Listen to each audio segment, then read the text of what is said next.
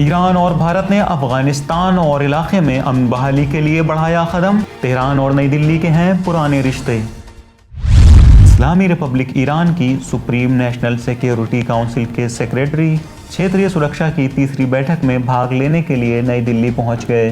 Ali Shamkhani ने नई दिल्ली हवाई अड्डे पर पहुंचने के बाद पत्रकारों से बात करते हुए इलाकाई सुरक्षा की बैठकों के जारी रहने पर, जिसकी बुनियाद ईरान ने 3 साल पहले रखी थी, खुशी का इजहार करते हुए अशांति और ख़तरों से मुकाबले के लिए क्षेत्रीय सहयोग और लेन देन को बढ़ाने की ज़रूरत पर जोर दिया। उन्होंने पत्रकारों से बात करते हुए अफगानिस्तान की सुरक्षा और राजनीतिक हालात के बारे में क्षेत्रीय सुरक्षा की तीसरी बैठक के आयोजन की सराहना की और कहा कि इस बैठक में हिस्सा लेने वाले देशों की कोशिशों से इलाके में ख़ास तौर पर अफगानिस्तान में मुश्किल पैदा करने वाले तत्वों का जायज़ा लिया जाएगा और इस देश में मुकम्मल अमन और सलामती की स्थापना के रास्तों पर बात की जाएगी और साथ में मिलकर हल ढूंढने की कोशिश की जाएगी।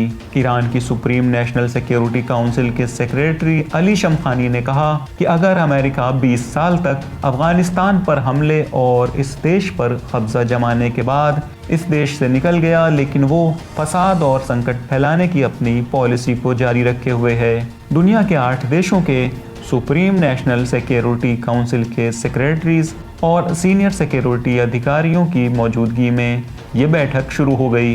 अली शमखानी इस बैठक में भाग लेने के अलावा भारतीय अधिकारियों से भी 2 तरफ़ा वार्ता करेंगे। विलायत न्यूज़ की ये नशरियात आपको कैसी लगती हैं, हमें आप कमेंट बॉक्स में ज़रूर बताएं ताकि हम बेहतर से और बेहतरी की तरफ जा सकें।